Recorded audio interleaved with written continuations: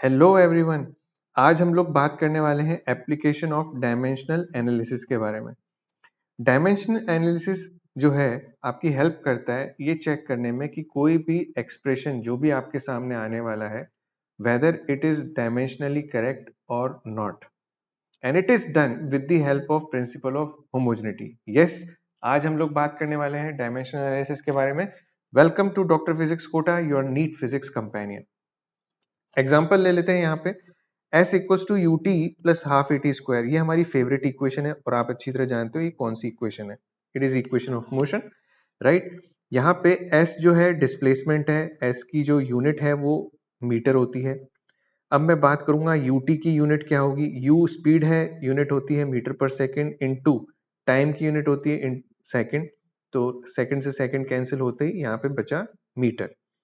Half a t square, अगर मैं इसकी यूनिट चेक करूं तो एक्सेलरेशन की यूनिट होती है metre per second square, and second square हो जाएगी टाइम की unit, again cancellation and metre will come. अब जरा ध्यान से देखिएगा इस पूरी की पूरी इक्वेशन को। अगर हम देखें तो डायमेंशन ऑफ एस यानी कि unit of s is actually equals to unit of u t, and it is actually equals to unit of a t square.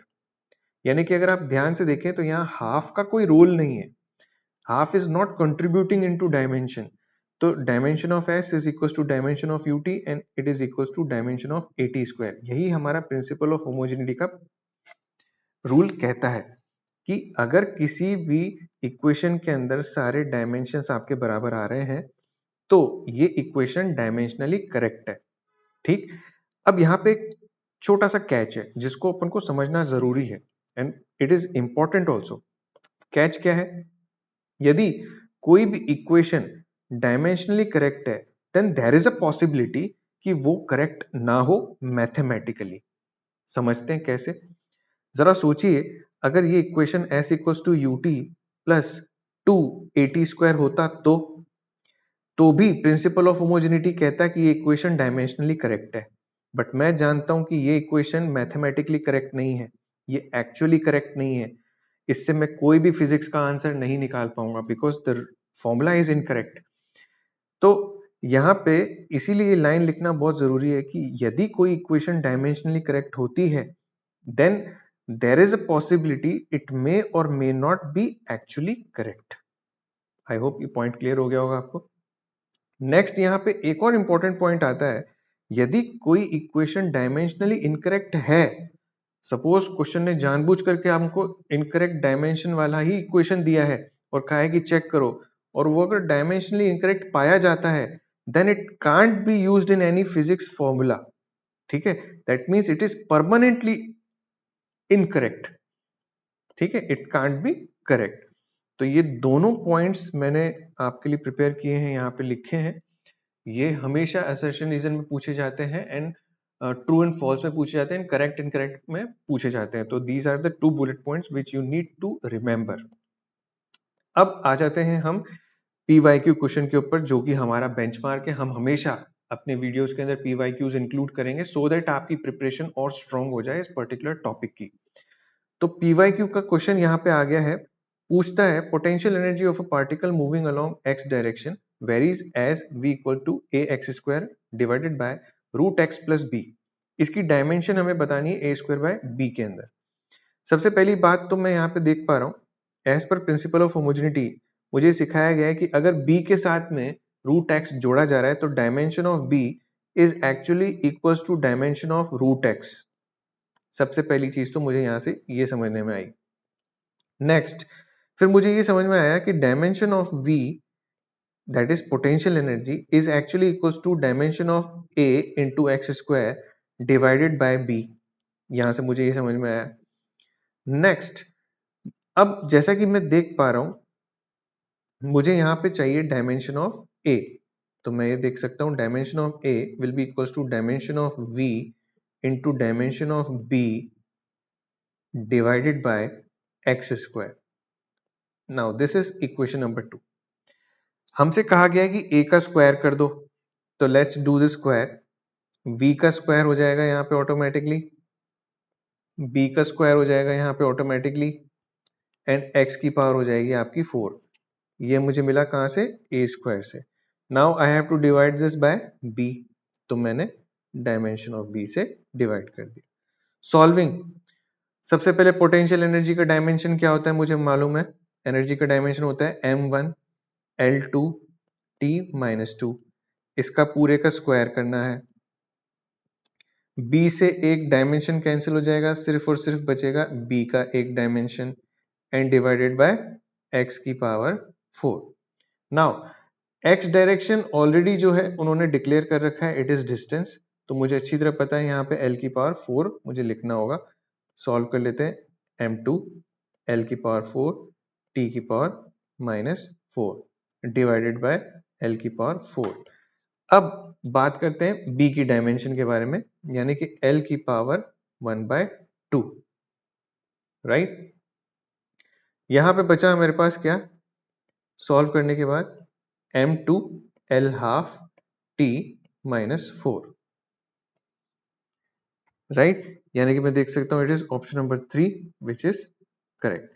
तो इस तरीके से इतना सिंपल PYQ था जो पूछा गया था और आप अच्छी तरह कर सकते हैं। अब कुछ इंपॉर्टेंट चीजें हैं डायमेंशन से रिलेटेड जो समझना बहुत जरूरी है। जब जब हम डायमेंशन के बारे में पढ़ते हैं तो there are certain dimension variables. Example के तौर पे एंगल थीटा, थीटा का जो फॉर्मूला होता है it is length of the arc by radius, which means it is dimensionless. Dimensionless का मतलब होता है डायमेंशंस नहीं है, m0 l0 t0 ऐसे लिखा जाता है। Anything to the power 0 is always equals to 1, ये आप अच्छी तरह जानते हैं।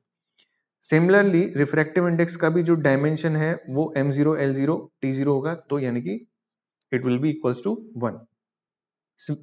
सिमिलरली स्पेसिफिक ग्रेविटी का भी जो है डायमेंशन नहीं है, डायमेंशन लेस है ये, एंड सिमिलरली स्ट्रेन का भी डायमेंशन नहीं है।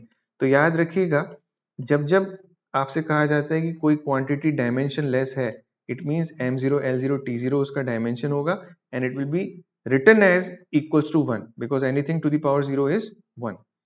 अब आ जाते हैं कुछ ऐसे भी डायमेंशन वाले कांस्टेंट्स होते हैं जिनकी डायमेंशन एग्जिस्ट करती है, ठीक है।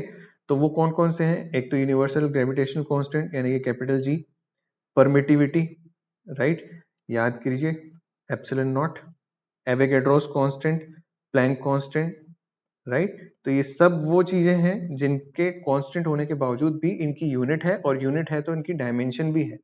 अगर आप ऊपर ध्यान से देखेंगे तो ये वो वेरिएबल्स हैं यहाँ पे जिनकी यूनिट ही नहीं है, एंगल की कोई यूनिट नहीं है, रिफ्रैक्टिव इंडेक्स की कोई यूनिट नहीं है, और अगर यूनिट ही नहीं है तो मैं डायमेंशन कैसे लिखूंगा, तो therefore they are dimensionless. अब कुछ ऐसे भी डायमेंशन लेस कॉन्स्टेंट्स हैं जिनका हमें जिक्र कर लेना चाहिए और आपके दिमाग में वो चीजें होनी चाहिए। एग्जाम्पल पाई, अगर आप अच्छी तरह जानो तो पाई यानी कि पाई रेडियन वाला पाई, तो ये जो पाई है ये एक ऐसा कांस्टेंट है जिसकी कोई डायमेंशन नहीं है। ट्रिग्नोमेट्रिक रेशियोज जैसे sine theta, tan theta, cos, logarithmic functions, e, Napier's constant, ये सब के सब जो हैं ये वो कांस्टेंट वैल्यूज हैं जो कि डायमेंशन लेस है, ठीक है। तो इनका भी आपको ध्यान रखना है क्योंकि इन्हीं से रिलेटेड क्वेश्चन हम नेक्स्ट अब डिस्कस करने वाले हैं। अब आपके सामने एक इक्वेशन है that is force is equal to a sin c t प्लस b cos dx। Now as per principle of homogeneity हमसे ये कहा गया है कि ये पर्टिकुलर इक्वेशन आपकी करेक्ट इक्वेशन है dimensionally. You have to tell what will be the ratio of dimension a to b। तो सबसे पहले तो मैं ये जानता हूं कि यहाँ पे ये जो पर्टिकुलर ct है यानी कि साइन के अंदर ये जो वैल्यू है ct, this is actually theta, ठीक है। तो मैं ऐसे लिखता हूँ theta 1 is equals to c t and मैं लिखता हूँ theta 2 is equals to d x, right. अब मैं अच्छी तरह जानता हूँ कि एंगल जो है वो तो डायमेंशनलेस होता है, यानी कि dimension of c t is equals to 1। Dimensionless का मैंने क्या बताया था आपको, m0 l0 t0 होता है, यानी कि इसकी वैल्यू कितनी हो जाएगी, 1 के बराबर हो जाएगी। तो dimension of c will be equals to what, 1/t, यानी कि t की पावर -1। सिमिलरली यहाँ पे dx का जो डायमेंशन है वो भी किसके बराबर हो जाएगा, 1 के बराबर। तो dimension of d will be equal to how much, again x की पावर -1, दैट मीन्स मैं कह सकता हूं l की पावर -1। ठीक, तो चलिए पहला तो हमारा स्टेप क्लियर हो गया। इसके बाद मुझे बात करनी है a और b के बारे में। तो मैं लिख सकता हूं as per principle of homogeneity dimension of f will be equals to dimension of a and product of dimension of sin ct। अब जरा ध्यान से देखिएगा, क्या ये पूरा का पूरा एक ट्रिग्नोमेट्रिक फंक्शन है, ये पूरा का पूरा। अगर आप कभी भी गौर करें sin 30, sin 45, every value of sin will result into a number such as 1 by 2, 1 by root 2, root 3 by 2, sin 90 is 1। तो जितने भी साइन से वैल्यूज आएंगे they will be all numerics, they will be all numeric and therefore they will be dimensionless. और dimensionless होने का मतलब है द वैल्यू विल बी 1। तो यानी कि मैं कह सकता हूं कि जो डायमेंशन ऑफ ए है it is actually equals to dimension of f, यानी कि m1 l1 t माइनस 2, जो कि फोर्स की डायमेंशन होती भी है। एंड सिमिलरली यही सेम टू सेम चीज होगी जब dimension of f will be equal to b cos dx। तो मैं ये भी कह सकता हूं कि again the same answer will come for b. तो जो हमसे यहाँ पूछा गया है कि ए और बी का रेशियो ले लो, तो ए और बी का रेशियो जो होगा वो होगा dimensionless, that is m0 l0 t0। ठीक, एंड देन उसके बाद जो पूछा गया है कि c अपॉन डी क्या होगा, तो c अपॉन डी मैं बड़े आराम से देख सकता हूं यहाँ पे c डिवाइडेड बाई डी, यानी कि t माइनस 1 और नीचे l माइनस 1, ये ऊपर जाएगा तो l1 t minus 1। That means very well visible कि ऑप्शन सी यहाँ पे सही है। ठीक है, तो ये था एक ट्रिग्नोमेट्री से रिलेटेड क्वेश्चन। फिर मुझे लगा कि यहाँ पे हमें एक एक्सपोनेंट का भी क्वेश्चन कर लेना चाहिए, क्योंकि कई बार बच्चों को डाउट एक्सपोनेंट पे भी बना रहता है। तो एक एक्सपोनेंट का सवाल आपके सामने कहा गया है कि एक पर्टिकुलर एक्सप्रेशन है आपके सामने p equals to p naught exponent की power minus alpha t square, where alpha is a constant and t is time. आपको बताना है कि कांस्टेंट अल्फा का डायमेंशन क्या होगा। p के बारे में कुछ डिस्कशन करना ही नहीं चाहते वो लोग।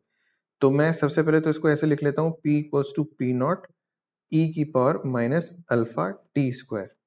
अच्छा, सबसे पहले तो आप ये समझें कि e जो है एक नेपियर्स कांस्टेंट है, इसकी value somewhere around 2 point something होती है, हमें उस पर नहीं जाना खैर। बट नंबर की पावर हमेशा एक नंबर ही होगा, मेरा आपसे सिर्फ इतना कहना है। आप ऐसे सोचिएगा कि नंबर के ऊपर पक्की बात है जो भी पावर होगी वो एक न्यूमेरिक वैल्यू होगी, और एक न्यूमेरिक वैल्यू हमेशा किसी यूनिट के साथ नहीं आ सकती, इसीलिए इसको डायमेंशनलेस होना पड़ेगा। एंड देयरफॉर मैं यहाँ पे कह सकता हूँ कि एक्सपोनेंट की जो पावर है that is alpha t square, it will be equals to dimensionless and m0 l0 t0 कह सकता हूँ यहाँ तो, या फिर कह सकता हूँ it will be equals to 1। And therefore dimension of alpha will be equals to 1 upon t square, यानी कि t की पावर -2 के बराबर इसका डायमेंशन होना चाहिए। And therefore it is very simple that the B option here is correct, right? तो इस तरीके से एक एक्सपोनेंट का क्वेश्चन भी हमसे हो चुका है। अब मैं चाहूंगा कि एक और एक्सपोनेंट का जो क्वेश्चन आपके सामने आ रहा है इसे आप एज अ होमवर्क ट्रीट करें और इसे आप खुद से सॉल्व करें। ठीक, तो यहाँ पे हम लोगों ने डिस्कस किया है आपका डायमेंशन का एप्लीकेशन नंबर 1, इसे आप प्रैक्टिस करेंगे। नेक्स्ट वीडियो में मिलता हूं आपके साथ में नेक्स्ट एप्लीकेशन के साथ में। Thank you and all the very best.